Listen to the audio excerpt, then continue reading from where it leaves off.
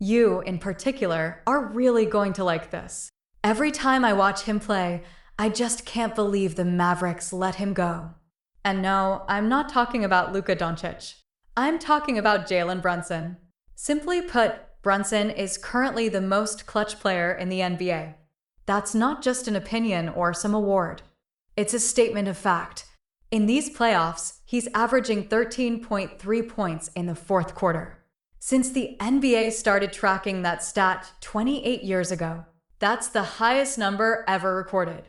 Dig even deeper, Brunson has scored 21 points in clutch time this postseason. That's more than any other player. And last year, he had 19 more clutch points than anyone else. And he did that in just 2 rounds. Since joining the Knicks, Brunson has played 248 fourth quarter minutes in the playoffs and scored 248 points. This postseason, he started with 4 straight 30-point games. The last player to do that? Michael Jordan in 1998. Brunson is already arguably the greatest postseason performer in Knicks history. He scored 30-plus in 15 of his 28 Knicks playoff games. The all-time Knicks record is 18 by Patrick Ewing in 135 playoff games. So, what does all of this tell us? Jalen Brunson is one of the best players in the NBA right now. And when the Mavericks let him go, they got nothing in return. Rainy Monica? Your thoughts? Preaching. Where's the gavel? Case closed. I'm so glad you broke it down like that because I still think Brunson goes overlooked. Sure, he's been an all-star, even all-NBA. But people forget, before New York, he was putting up monster games in Dallas too. Which is why it was so confusing when they let him walk for so little. This man is made for New York. His love for the game, his accountability, his work ethic. It's right T. Here with the greats, no question.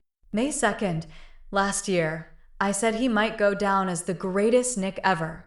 And yeah, it caused controversy. But I felt it. He plays through injuries. He doesn't care, he just hoops. He's a complete baller.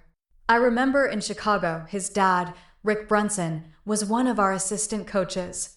We'd practice 3 to 4 hours. Then Jalen would head over to Berto Center and practice 2 more hours with his dad every single day. That's the kind of ethic he has.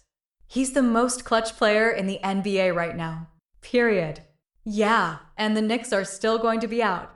Relax. You picking the Knicks? No, probably not.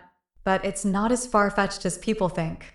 With Celtics injuries and the Knicks finally healthy. That could be a real series. They only had 6 games together this regular season as a full squad. If they stay healthy, look out. All right, we'll leave that there for now. But hey, this guy over here just looked at me and said, "Do you have the answer?" So let's go. Trivia time. Including playoffs, which Duke player has the most double-doubles in NBA history? It's either me or Elton Brand. Yeah, it's gotta be you or Elton. But we need one answer. All right, I'm going with me. I believe in you. And the answer is Carl. Boom. Wait, it was on the screen the whole time. It's been there, man. Yes, Carl is number 1. Elton Brand is second. Third, Mike Kaminsky. Now the reason we're talking about Duke. The Lakers head coach went there too. And he's under fire. Game 5 is coming. The Lakers are facing elimination.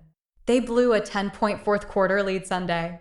Coach J.J. Redick is getting criticized for not subbing out a single player in the second half. That includes 40-year-old LeBron James. K. Endrick Perkins said, "JJ, you're up by 10. And you can't rest your guys? You're facing young, athletic dogs like the Timberwolves.